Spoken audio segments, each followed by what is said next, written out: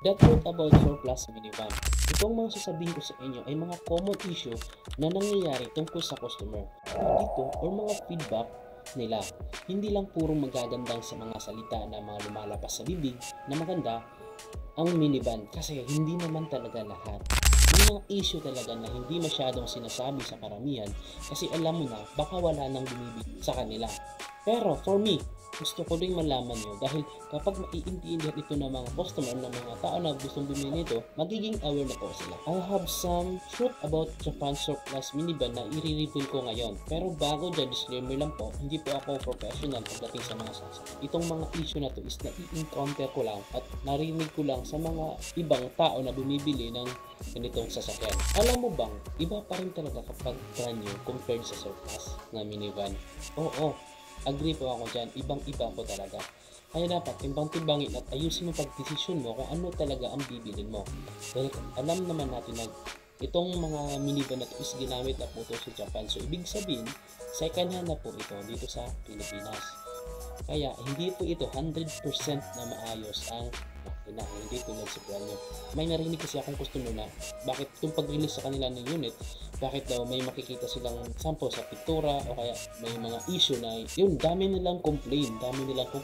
Sinabi na po namin sa kanila na, ma'am, surplus po yan, na po kayong magalit, willing naman po kami ayusin yan ulit. Sabi niya kasi, bakit daw maraming issue na gano'n? Sabi ko, ma'am, hindi po ito na brand new, ginamit na po ito sa Japan. So yun nga, explain ko sa inyo na ito, pero hindi pa rin siya maniwala. Pero sa katagalan, sumayos naman siya, naiintindihan na rin niya. Kaya nga guys, tatak ko sa utak nyo na hindi po ito brand new na 100% maayos.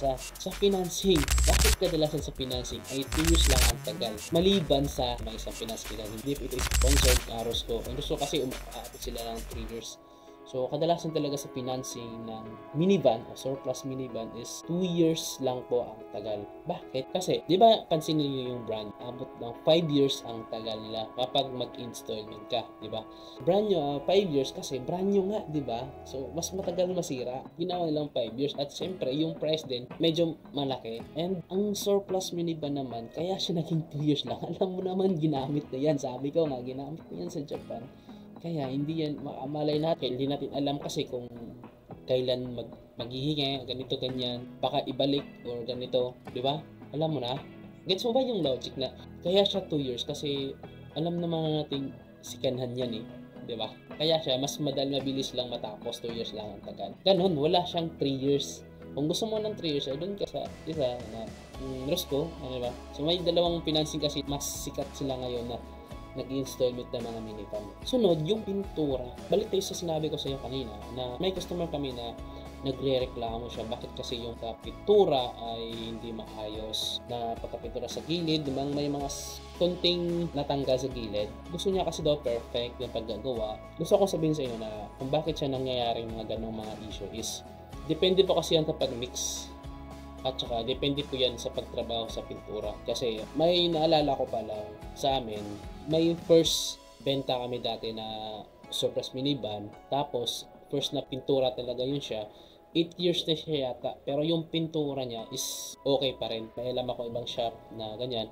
2 years pa lang nasisira yung pintura, hindi maayos sa pagkapintura kasi sabi ko, depende po yan sa pag-mix at depende po yan sa nilagay kung anong klaseng pintura. Kaya sa mga tao dyan na naghahanap ng mura tapos reklamador naman, dun ka na. Alam mo ba, kapag brand new, ang alam ko lang, maintenance ako yung pag brand new mo. Oil, kulang. So may maintenance din na sa minivan. Pero mas malaki din ang maintenance sa minivan kasi baka masira yung ilalim ng mga pyesa sa ilalim kasi syempre ginamit na yan, mas malaki yan yung maintenance mo dun sa minivan talaga. Lalo na bili ka lang ng bili, hindi mo alam kung inayos ba yung ilalim, may mga masira na pyesa din. Yan ang problema sa minivan talaga, totoo lang.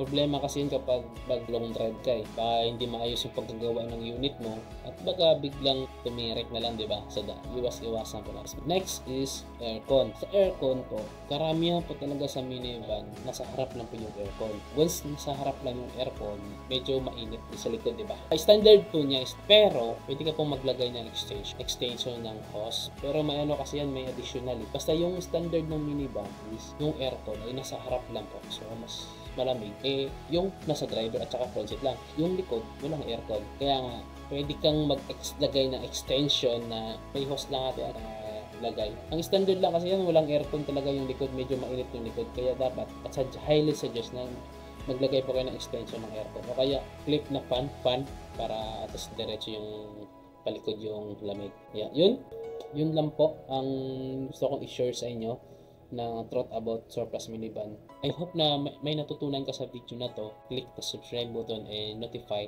para updated ka sa next video natin. Okay, so thank you guys.